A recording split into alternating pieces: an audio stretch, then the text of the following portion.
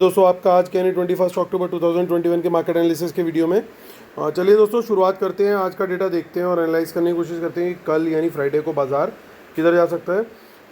Retail clients ने mostly करी है बाइंग, बस कॉल्स में उन्होंने पोजीशन अपनी कर दी है बिल्कुल ख़त्म ऑलमोस्ट। डीआईएस को देखते हैं तो वो फिर फ्रेश करके गए हैं कुछ short. FIIs except for the calls वो भी फिर से गए हैं बियरिश। प्रोज की थोड़ी सी मिक्स टाइप पोजीशन दिख रही है, लेकिन चेक करते हैं नेट पोजीशन में क्या निकल के आ रहा है, क्योंकि इनमें से काफ़ी सारी पोजीशन जो है वो आज ख़त्म हो चुकी हैं।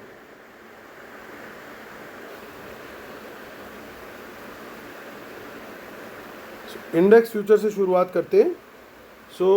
रिटेल क्लाइंट्स, डीआईज, एफआईज और प्रोज। तो रिटेलर्स हमारे 17,000 कॉन्ट्रैक्ट थे 2 दिन पहले, कल रह गए थे 12,000। अब फिर बाइंग कर ली है, 10,000 कॉन्ट्रैक्ट्स और बाई किया, हो गए वापस से 22,600 कॉन्ट्रैक्ट्स।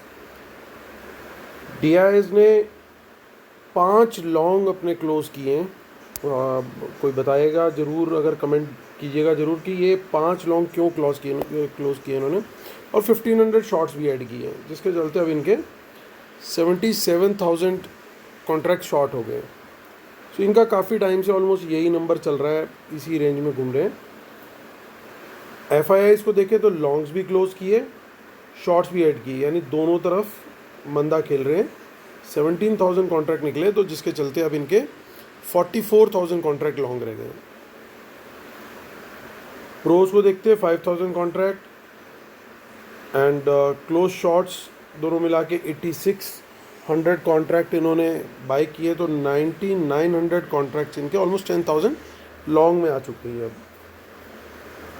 इंडेक्स कॉल को देखते हैं तो रिटेलर्स की 1,22,000 नेट सेल को देखते हुए, क्योंकि इसमें मोस्टली जो है वो आज एक्सपायर हो गई होंगी, तो इनका नेट सेल जो है वो 14,000 कॉन्ट्रैक्ट का है। और एफआईआईज ने बाइंग भी करी आज ऑलमोस्ट 17,000 कॉन्ट्रैक्ट के, तो जिसके चलते अब इनके नेट बाय हो गए 1,05,000। प्रोज को देखें तो उन्होंने भी आज बाइंग करी, लेकिन वो सारी एक्सपायरी से रिलेटेड बाइंग लग रही है।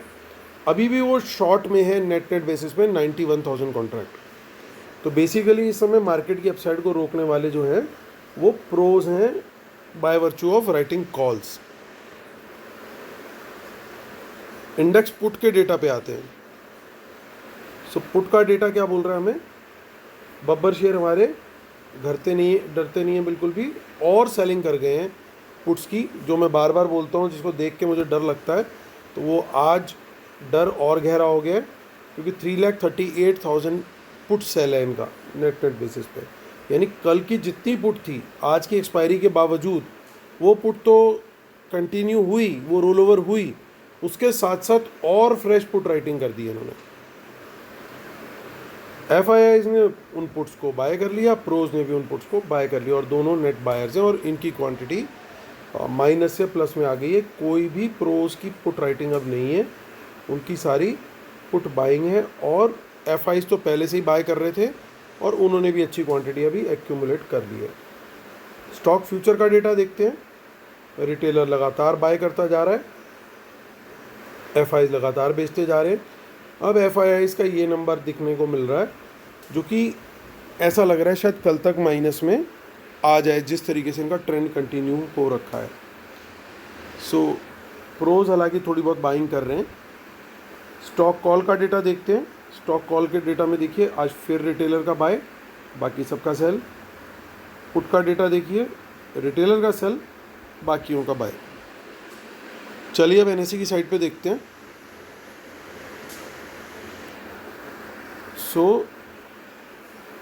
एफआईज ने आज किया 2,800 करोड़ का सेल, डीआईएस ने किया 400 समथिंग करोड़ का बाय, यानी 2,400 करोड़ का बाय किया। बैलेंस जो बचा इसमें से वो 2,400 करोड़ का बाय किया रिटेलर ने। पैसा बहुत है अपने पास, कोई टेंशन नहीं है।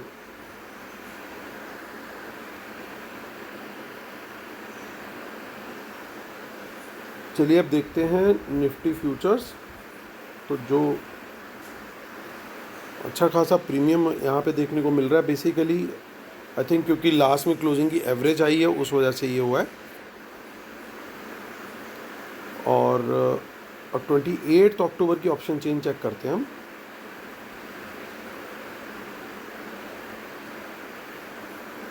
ये कुछ in the money call boys हैं, हालांकि रेजिस्टेंस का लेवल, अब ये लेवल जो है वो बहुत क्रूशियल हो गया है, 18,200। सो 18,200 का लेवल क्यों क्रूशियल है, क्योंकि यहाँ पे ये चेंज इन ओपन इंटरेस्ट काफ़ी अच्छा आया है और हमें पता है कि कॉल राइटर्स जो हैं वो प्रोज हैं और पुट राइटर्स रिटेलर्स हैं। तो अभी ऐसे में क्या गेम होगा वो मैं आप लोग को अभी कंक्लूजन में बताऊंगा। ये 18,200 का लेवल को हम लोग वहाँ पे डिटेल में डिस्कस करेंगे और इसके बाद जो रेजिस्टेंसेस हैं वो ऑब्वियसली 300 और 400 के लेवल्स पे हैं।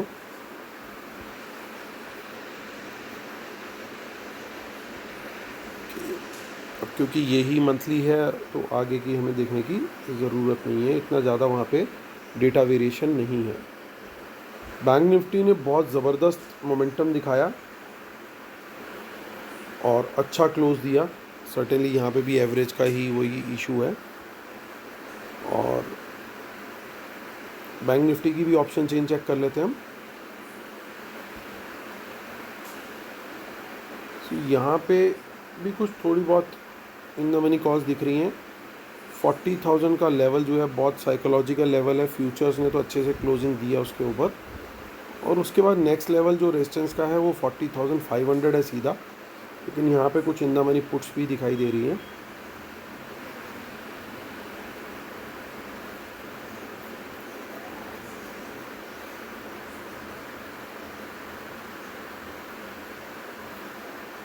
और सपोर्ट का लेवल सर्टेनली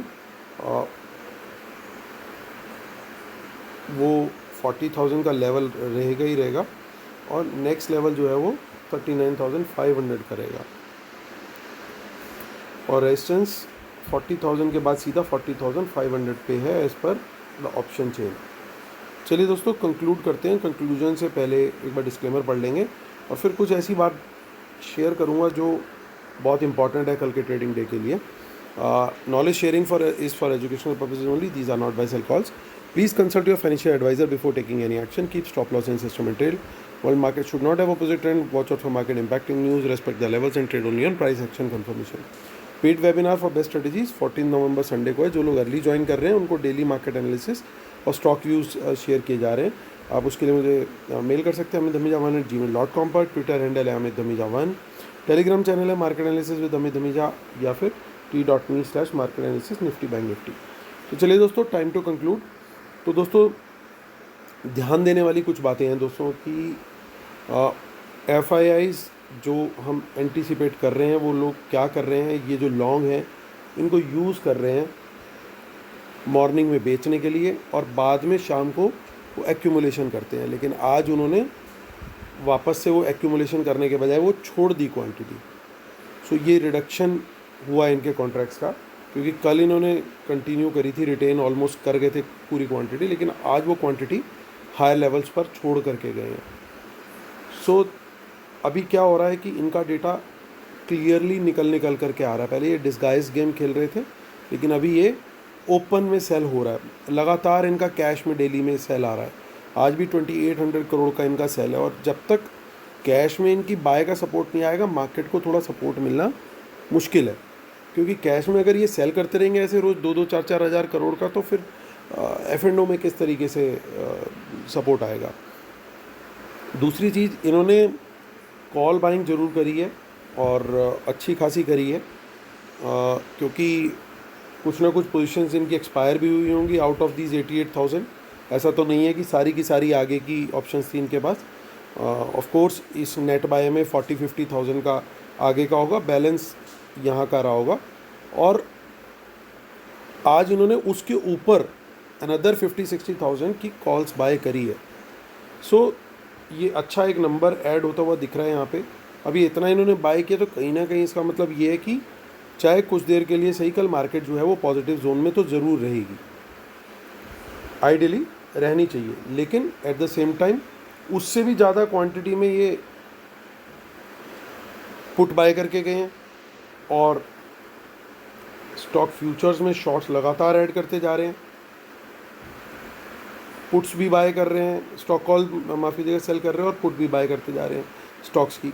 तो ओवरऑल इनका माइंडसेट जो है वो धीरे धीरे सेलिंग और बियरिश मोड पकड़ रहा है, लेकिन ट्रेडिंग के लिए ये लोग साथ में ऐसा लग रहा है कि पोजिशनल व्यू ये लेके अभी बियरिश ही चल रहे हैं, और बीच में इंटरमिटेंट ट्रेडिंग के लिए या तो कभी ये इंडेक्स फ्यूचर बाय कर लेते हैं और कभी कभी ये इंडेक्स कॉल बाय कर लेते हैं और उसको गैप अप्स के ऊपर सेल करते हैं। आज भी जैसे गैप अप खुला, गैप अप को जबकि वर्ल्ड मार्केट फ्लैट था, डाउ के फ्यूचर्स इनफैक्ट माइनस में थे, तब भी एक सरप्राइज गैप अप दिया इन्होंने।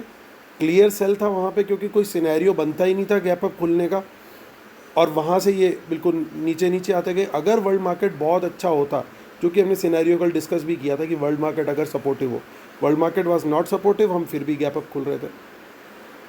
सो इनके दिमाग में पहले ही था कि गैप अप खोलो और अपने इंडेक्स फ्यूचर्स को बेचना शुरू करो, साथ में और जो भी इनके पास स्टॉक्स वगैरह पड़े हैं उसको सेल करो। सो इन्होंने आज वो डिस्गाइज गेम खेला। कल के लिए इनके दिमाग में क्या चीज़ हो सकती है, अगेन आज वाला गेम सेम रिपीट कर सकते हैं कि गैप अप खोले और निकाल दें इन चीज़ों को, दोबारा से सेलिंग करें, और उसके बाद रैदर देन इतना लेट यू टर्न लेने के, हो सकता है ये थोड़ा पहले यू टर्न लेके आ जाए। सो कुड बी पॉसिबल कि मार्केट को ऐसे लेके जाएं और मार्केट को फिर रिकवर करा दें, क्योंकि कॉल्स इनके पास है सर्टेनली। ये तब होगा अगर खुलते साथ ही प्राइस एक्शन नीचे का होता है, तो रिकवरी का मुझे चांस सेकेंड हाफ में या उससे थोड़ा पहले पॉसिबल है, और तब इनकी शायद वहाँ पे एक रियल बाइंग आती हुई दिख जाए। अभी जैसे आज डिस्ट्रीब्यूशन हुआ, तो कल के जो अपमूव होगा, अगर डाउन मूव के बाद ये लोग अपमूव लेते हैं तो उसके ऊपर लोग ट्रस्ट नहीं करेंगे, क्योंकि आज के बाद जिन लोगों का लॉस होगा सर्टेनली वो लोग ये देखेंगे कि भाई मार्केट जो है वो ऊपर तो जा रहा है लेकिन अल्टीमेटली अगले दिन फिर नीचे आ रहा है, तो let us not trust the any up move now, क्योंकि रिटेलर का पोजीशन छोड़ना बहुत ज़रूरी है, और रिटेलर अभी पोजीशन छोड़ने को बिल्कुल भी तैयार नहीं है। और सबसे वर्स्ट सिनेरियो ये हो रहा है कि पुट राइटिंग लगातार जारी है, तो जब तक ये पुट राइटिंग कम होती हुई नहीं दिखेगी हमें, तब तक मुझे थोड़ा सा डिफ़िकल्ट लग रहा है कि मार्केट जो है वो ऊपर की तरफ जाता हुआ दिखे। So I will be prepared for both sides to be honest, depending upon कि मार्केट किधर खुल रहा है। So price action will convey to us कि किधर मार्केट ने कल जाना है। मेरे को सबसे ज़्यादा यही वाला लग रहा है जो सेम, अगर ऐसा कुछ चैनल बनता है तो माई again first trade would be on the short side, obviously अगर प्राइस एक्शन कन्फर्मेशन मिलेगा तब, और बाद में अगर मुझे लगता है ये कहीं ना कहीं ये कुछ पैटर्न यहाँ पे ब्रेक कर रहा है, कुछ ऐसा निकल करके ऊपर की तरफ जा रहा है, तो then I will be ready to take a second trade in on the long side. So मैं कल फर्स्ट हाफ या फर्स्ट ट्रेड के लिए बियरिश ट्रेड ढूंढने की कोशिश करूँगा, और सेकंड ट्रेड मेरा जो है वो लॉन्ग साइड की तरफ का होगा, मे बी आफ्टर 1 आवर, और या जब भी डेटा जैसे डेवलप होता है वो उसी टाइम पे पता लग पाएगा। सेकंड थिंग, पहला ट्रेड जो है शॉर्ट का मैं तब नहीं लूँगा अगर वर्ल्ड मार्केट बहुत ज़्यादा मुझे बुलिश दिख रही होगी, then I will not take the market as a bullish. तो मैं मार्केट को माफ़ कीजिएगा बियरिश, तब मैं बियरिश ट्रेड जो है, शॉर्ट का ट्रेड जो है वो नहीं लूँगा अगर वर्ल्ड मार्केट काफ़ी बुलिश दिख रही होंगी, तो फिर then I will avoid such kind of a trade. तब मेरा फोकस रहेगा कि मैं आइडेंटिफाई करूँ मुझे लॉन्ग साइड पे प्राइस एक्शन, चाहे वो स्टॉक्स में मिले या निफ्टी बैंक निफ्टी में कहीं मिले। अभी मुझे बैंक निफ्टी ज़्यादा स्ट्रॉन्ग लग रहा है एज़ कम्पेयर टू निफ्टी। उसका शायद एक कारण ये भी है कि कल रिलायंस के रिज़ल्ट्स हैं, और इस वजह से रिलायंस वीक था तो काफ़ी उसने ड्रैग किया हुआ था मार्केट को। तो अगर रिलायंस का स्टॉक जब तक बुलिश नहीं आता, वो कहीं ना कहीं थोड़ा बहुत इम्पैक्ट डाल के रखेगा ही due to its heavy weightage in the index. तो रिलायंस का स्टॉक किस तरीके से बिहेव कर रहा है उस पर भी नज़र ज़रूर रखिएगा। अगर वहाँ पे स्ट्रेंथ आती हुई दिख रही है तो इसका मतलब निफ्टी भी भागेगा, और बैंक निफ्टी तो ऑलरेडी सॉलिड जोन में है। So keep close I on Reliance also, how it is behaving. और शायद इसका पोस्ट मार्केट रिजल्ट आएगा most likely, I am not sure, आप चेक कर सकते हो उसकी इन्फॉर्मेशन। तो इंटरमिटेंट क्या मूव आ रहे हैं, काफ़ी वॉलेटिलिटी रिलायंस का स्टॉक दे सकता है, तो उसका सीधा इम्पैक्ट जो है वो निफ्टी में आएगा। तो दोस्तों ये मेरा व्यू है कल के लिए। अगेन चॉपी डेज़ हैं, बहुत ज़्यादा ओवरबॉट मत रहिए, गाड़ी मिस होती है, मिस होने दीजिए, एक बार डेटा में कंफर्मेशन हमें मिलेगी तो फिर हम और इजी जो डेज़ आएंगे तब क्वांटिटी हम बढ़ा सकते हैं। For the time being stay light and play safe, that is my only advice. बाकी आप अपने फाइनेंशियल एडवाइज़र की हेल्प से ट्रेड कर सकते हैं। चलिए, thank you so much guys, take care, bye bye.